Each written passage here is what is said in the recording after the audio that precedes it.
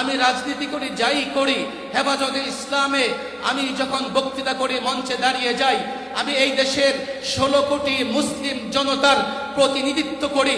আজকের এই মঞ্চ থেকে দীর্ঘদিন পরে যেহেতু হেফাজতে ইসলামের তত্ত্বাবধানে লাখো তাওহীদি জনতার জমায়েতে এই বিশাল মহাসমাবেশ অনুষ্ঠিত হতে যাচ্ছে, নোয়াখালী, ফেনী, লক্ষ্মীপুর, কুমিল্লার ওলামায়ে কেরাম, ছাত্র জনতা, তাওহীদি জনতা, মুসল্লিবৃন্দ, সবার কাছে আমার একটাই আহ্বান, হেফাজতে ইসলাম শেষ হয়ে যায় নাই।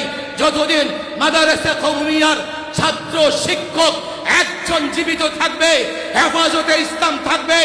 অতীতে যেভাবে হেফাজতে ইসলাম মানুষের ঈমান হেফাজত করবার জন্য, ইসলাম হেফাজত করবার জন্য, এই ভূখণ্ড মুক্ত রাখবার জন্য আন্দোলন করেছে, ভবিষ্যতেও যদি আন্দোলনের ডাক দেয় হেফাজতের নেতৃত্বে, শাহ মুহিবুল্লাহ বাবু নগরীর নেতৃত্বে কারা কারা রাজপথে নেমে আসতে প্রস্তুত আছে আমি দেখতে চাই। শাইখে চরমনাই হযরত মাওলানা ফয়জুল করিম সাহেব এসেছেন, আমরা তাকে স্বাগত জানাই। বলি নারায়ে তাকবীর। আমার সাথে স্লোগান ধরেন, বলেন নারায়ে তাকবীর। যার যত শক্তি আছে, যার যত শক্তি আছে, পুরো শক্তিটা গলায় নিয়ে এসে চিৎকার করে তাকবীর দেই, নারায়ে তাকবীর, নারায়ে তাকবীর।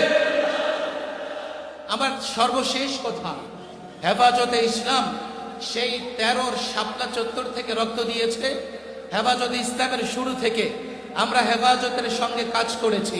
হেফাজতে ইসলাম মূলত ইসলাম হেফাজতে কাজ করে। হেফাজতে ইসলামের কোনো রাজনৈতিক অভিলাষ নাই।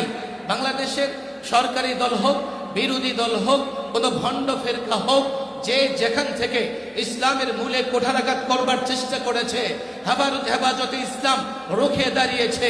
এই জন্য এই দক্ষিণ উপমহাদেশে মুসলমানদের ঐক্যবদ্ধ সবচাইতে বড় প্ল্যাটফর্ম হচ্ছে হেফাজতে ইসলাম। সরকার নিষিদ্ধ করুক আর না করুক, সরকার সরকারের কাজ করবে, কিন্তু এই ভূখণ্ড যেহেতু আমাদের, আমরা এই ভূখণ্ড পেয়েছি লড়াই করে, সংগ্রাম করে। সুতরাং আমাদের একটা সিদ্ধান্ত আছে, আছে না নাই?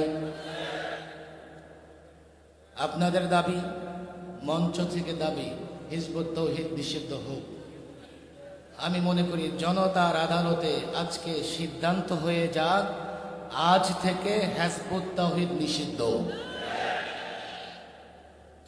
এক বক্তা বলেছেন নোয়াখালীতে তাদের কার্যক্রম নিষিদ্ধ থাকবে।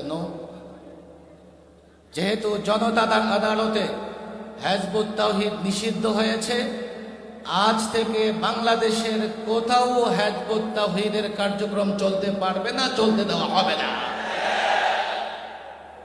এই ভূখণ্ড আমাদের।